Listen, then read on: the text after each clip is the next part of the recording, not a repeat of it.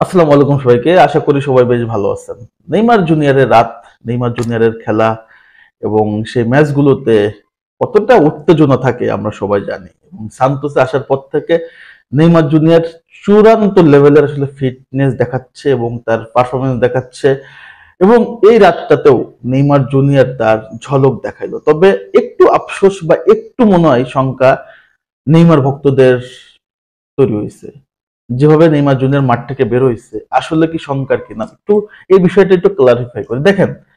এই সান্তোসে আসার পর নেইমার প্রায় ৬-৭টা ম্যাচ খেলে ফেললো এবং ফুল টাইম ম্যাচ কিন্তু লাস্ট ম্যাচটা যে ম্যাচটাতে নেইমার ২টা অ্যাসিস্ট একটা গোল করছিল সেই ম্যাচটাতে ফুল টাইম খেলছিল।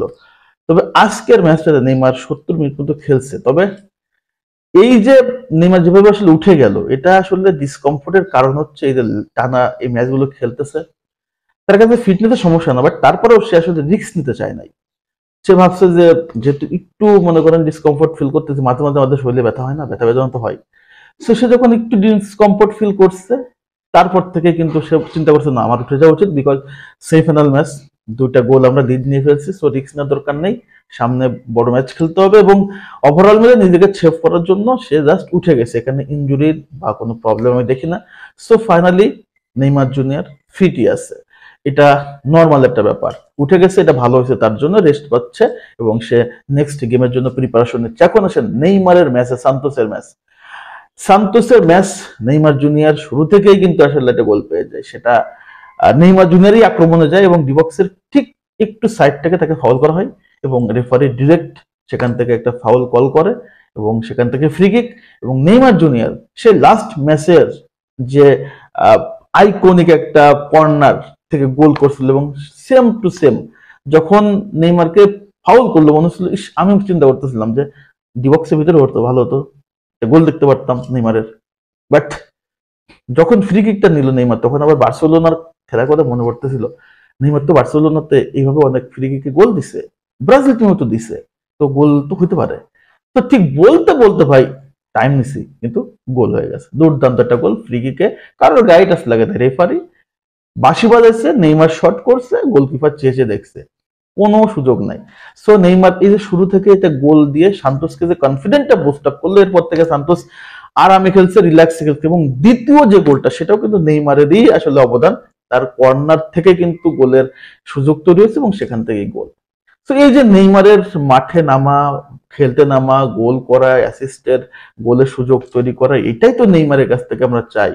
এবং প্রথম ২টা ম্যাচ পরে নেইমার যেভাবে করে সান্তোসে নিজেকে আসলে মেলে ধরছে, রেগুলারলি গোল বা অ্যাসিস্ট, ওভারঅল টিমের সফলতার অবদান রাখতেছে। এই যে ম্যাচটা জিতে গেল কোয়ার্টার ফাইনাল, এরবার সেমিফাইনাল খেলবে। তো এই যে নেইমারের একটা চমৎকার এফোর্ট, এটা কিন্তু সান্তোসকে অনেক দূর আগায় নিচ্ছে। এবং এটা আমি মনে করি যে সান্তোসের যে টিম, সেখানে নেইমার না থাকলে এত ভালো সফলতা আসতো না।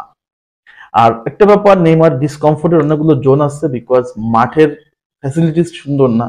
আপনারা জানেন যে মাঠে খেলা হচ্ছে সে মাঠটা কিন্তু অনুন্নত মাঠ, আর প্লেয়াররাও কিন্তু অনুন্নত প্লেয়ার। সবকিছু মিলে এই টিমটাতে সর্বোচ্চ এফোর্ট নেইমারকে দেওয়া লাগতেছে, যার কারণে তার মাথার প্রেশারটা একটু বেশি, মানে তার শরীরে প্রেশারটা একটু বেশি পড়তেছে, ফিটনেস প্রেশার পড়তেছে, তার পারফরমেন্সটা একটু বেশি করতে হচ্ছে।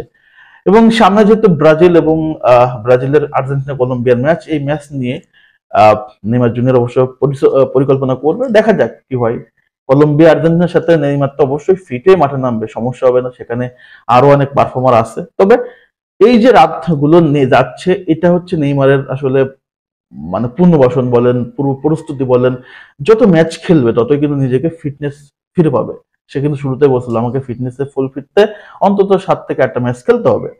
তো যেহেতু ৭টা ম্যাচ খেলে ফেলছে, ওভারঅল ওভারঅল যদি দেখি সে ফিটনেস কিন্তু ফিরে পাইছে। নেক্সট ম্যাচগুলো খেলবে এবং সামনে ব্রাজিলের যে ম্যাচ এখনো প্রায় ১৫-১৬ দিন বাকি আছে। সো এর আগে ভালোভাবে ভিডিও যাবে এবং এর আগেও সান্তোসের কিছু ম্যাচ আছে। সো এই যে নেইমার ডে, নেইমারের গোল দেখলাম, নেইমার ঝলক দেখলাম, দল জিতলো, চমৎকার। এই রাতগুলোর জন্য, এই দিনগুলোর জন্য আমরা ওয়েট করি। তো নেইমারের খেলাতে আপনারা কেমন দেখছেন? আর যে ইনজুরি কনসার্ট নিয়ে আপনি টেনশন করতেছেন সেটা মাথা থেকে ঝেড়ে ফেলে দেন, কোনো টেনশন নাই। সো চমৎকার একটা দিন নেইমার জুনিয়রের জন্য। সবাই ভালো থাকেন, সুস্থ থাকেন, দ্রুত কমেন্টস করে ফেলেন। আর যারা যারা আমার চ্যানেলটাকে সাবস্ক্রাইব করেননি দ্রুত সাবস্ক্রাইব করে ফেলেন। আল্লাহ হাফেজ।